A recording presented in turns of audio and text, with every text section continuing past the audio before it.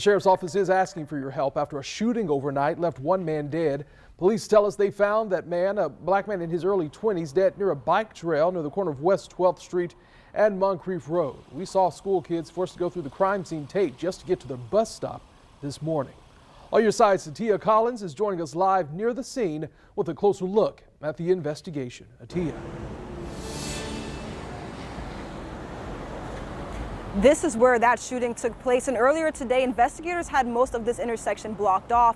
While they were investigating, school buses were driving past the caution tape to get to the school right down the street. I talked to one youth center who works here in this neighborhood, and they told me that what happened here this morning has unfortunately become an everyday scene for youth in the area.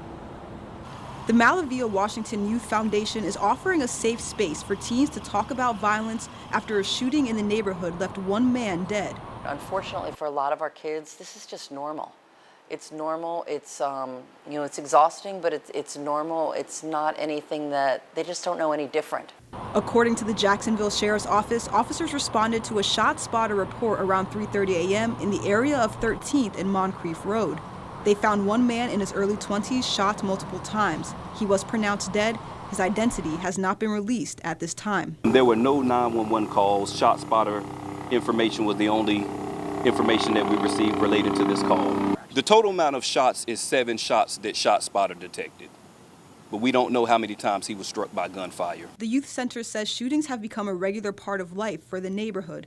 Leaders believe it's important to offer both physical and emotional support, giving youth a safe place to come and a venue to talk about violence through the center's youth development program. I think it's really important that they have a place where they feel comfortable and they feel safe. It doesn't solve the problems that are in the community, but it does, give them a little bit of comfort.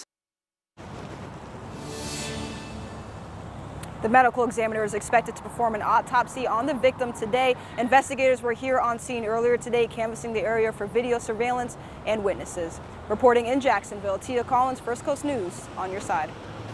Tia, thank you. And police are still looking for whoever shot a man outside the Passions Strip Club early Monday morning. The sheriff's office says a fight inside spilled out into the parking lot before the gunshots.